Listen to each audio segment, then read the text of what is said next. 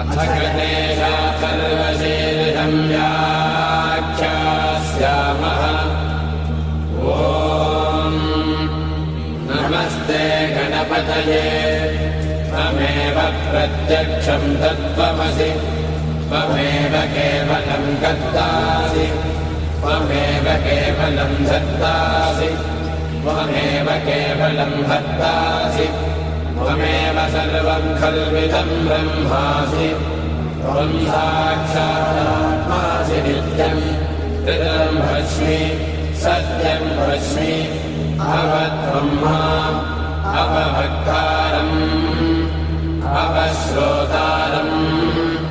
अवधातारम् अवधातारम् अवालोचानमवशिष्यम् अवपश्चात्तात् अवपुरस्तात्